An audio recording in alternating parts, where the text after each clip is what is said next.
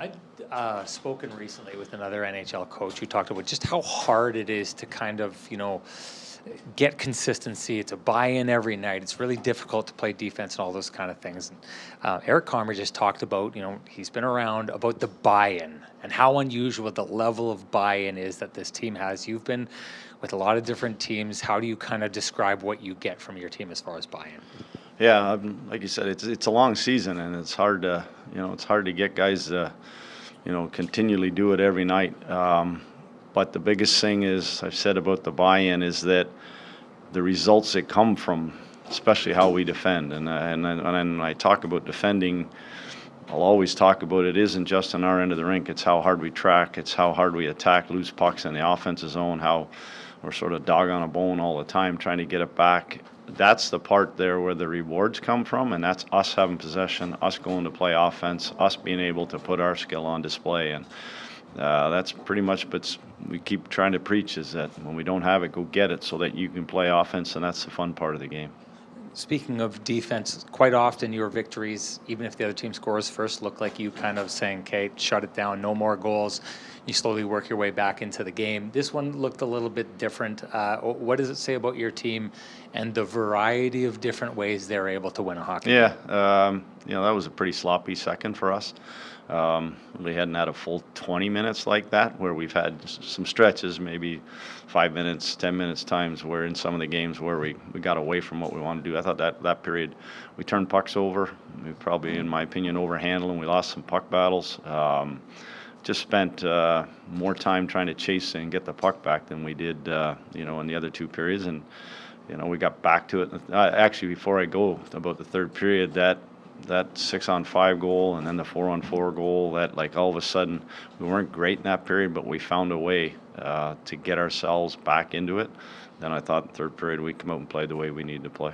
There seems to be two operating theories on how you guys got back into that game. One is they played the Bryan Little video or gave him the ovation. The other was you giving a little bit of what looked like a chewing out to your guys on the bench. Oh, no, they were just reminders. That's all that was. What did you have to remind them about in that moment? A lot of what I just said. We weren't real good we weren't real crisp with our plays that we were with the puck.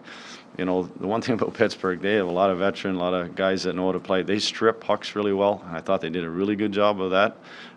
We were trying to be cute with some of the plays that we were making, and it was really more about execution and then also our compete. I thought they owned our net front in that second period, and a few of the battles on the walls and in the corners. That was kind of the area for me that they kind of went after us. I'm sure that Sully had something to say to them after the first period, because we were all over them, and they certainly were the better group in the second. But we found a way to come out of that period like we did, and that's a good sign for any hockey team. Scott, what was the if there was an internal battle with yourself over just the decision to make some lineup changes? You probably normally don't like to change a winning lineup, but you also don't want to let guys sit too long. So just maybe take us through that process. Yeah, the big thing first with Stan was that he was progressing. He's been going here for the last few practices, and I wanted to get him a home game before we got out on the road, and so he could feel comfortable here. Obviously comms, we needed to make that sooner than later. We had to get him in there so that obviously we know what's coming down the road with the schedule with Helly.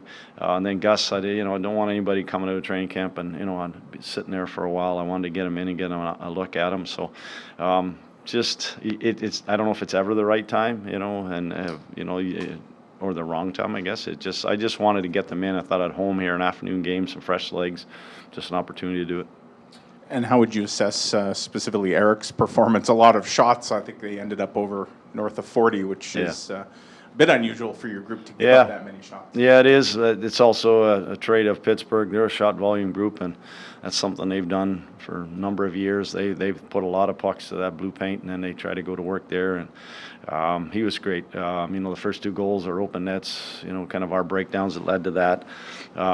But at the end of the day, we're going to rely. I need to rely on him lots this year because of the Four Nations Cup, the compact schedule that we have. So, really liked what I saw. He seems composed. There's a lot of scrambles around him, pucks kind of around, and he found a way to find those loose pucks. And great to see. Scott, you know what Bryan Little means to the organization? What was it like to have him, involved and see him honored the way Yeah, that that he was great. Obviously, first time kind of doing it that way for the organization and having a guy in equipment and skating out there. He was extremely nervous. Yeah, it was unbelievable. A guy that's played that long, but he was really nervous about the whole night. That his wife and daughter could be here to celebrate with him. It was. I thought it was a great tribute. And then we all saw the. Him up in the press box or up in the suite there and speaking again and getting the ovation. That was great from our fans to be able to recognize him, and I'm sure he's pretty appreciative of it. Nikolai Ehlers was a big part of that second period of, he drew a penalty with an assist to Kyle Connor, the 2-1 with Nemesnikov. What were your thoughts on Nikolai's game tonight? Well, he's talked about him there when we talked at the start of the year. He's a game breaker. He's a guy that offensively that, we have weapons, but when other teams if they ever forget about Nick, that he's on the ice, that he usually burns them, and he has such speed and quickness that opens up lanes and opportunities for other guys. And he's done this a couple of games now where he's used his explosiveness to kind of either pull away from people or get out of corners, or whether it's his speed down the wing. Like you said, he drew a penalty on the one. Just at the end of the day, when he's up and running like that, he's a tough weapon he's a great weapon for us. He's tough to defend. Neil Pionk was quite aggressive tonight, joining the rush a couple of instances, some nice defensive plays. What's it like for you to see kind of Neil? It seems to be playing, some of his best hockey and really an attacking mindset in the first 5 games. Yeah, I think it's been the 5 games. I think he's been really good. He had a great game the other night as well. You know what? For him, he's always had the offensive tools, and we've always preached here about about our D being a part of the offense, and it's something that like I said, it's part of his DNA, and he likes to do it. He takes a lot of pride defensively too, and I think that.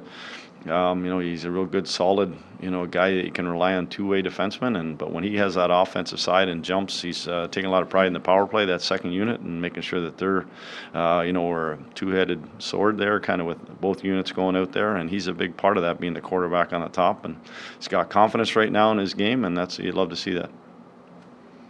All right, thanks, guys. Yep.